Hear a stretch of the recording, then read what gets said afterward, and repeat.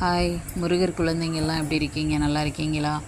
முருகர் அண்ணாவுடைய அருள் எல்லாருக்கும் கிடைக்கட்டும். அண்ணாவுக்கு ஒரு 3 அபிஷேகம். ஃபஸ்ட் அபிஷேகம் பால் அபிஷேகம். முருகர் அண்ணா எல்லா மக்களும் நல்லா இருக்கணும்ண்ணா, எல்லாரையும் நல்லா வச்சுக்கணும். கடன் இல்லாத வாழ்க்கையும் கஷ்டம் இல்லாத வாழ்க்கைகளும் கொடுங்கன்னு சொல்ல முடியாது. கடனும் கஷ்டத்தையும் கொடுத்தாலும் கடக்கிறதுக்கான பாதையும் வழியையும் காட்டுங்க. ஓரளவு துன்புறுத்தலாம், ரொம்ப துன்புறுத்தக்கூடாதுல்ல.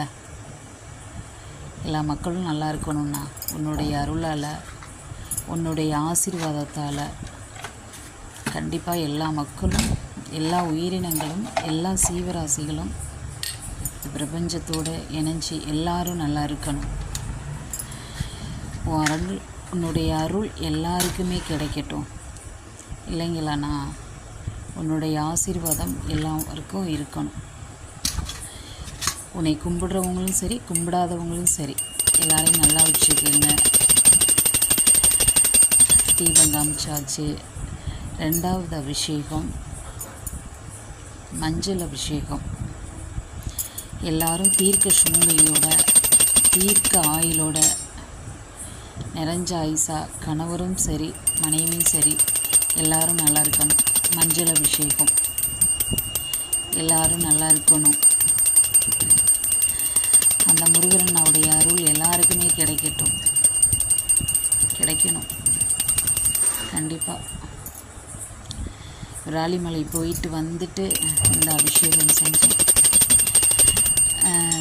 முருகர் அண்ணாவுடைய தரிசனம் விராலிமலை மிக சிறப்பாக எனக்கு அமைஞ்சது. 3வது அபிஷேகம் தயிர் அபிஷேகம். கடன் இல்லாத ஒரு வாழ்க்கை. எல்லாரும் கடனால் தான் ரொம்ப கஷ்டப்பட்டுட்டு இருக்காங்க.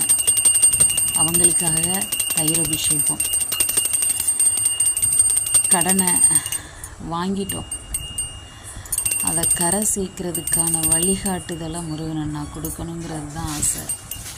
கண்டிப்பாக கொடுப்பீங்கன்னு நம்புகிறேங்கண்ணா. இது மன துன்புறுத்தலோட, மன கஷ்டத்தோடு இருக்காங்கல்ல, அவங்களுக்கான இந்த வீடியோ. கண்டிப்பாக உன்னுடைய அருள் எல்லாருக்குமே கிடைக்கணும்.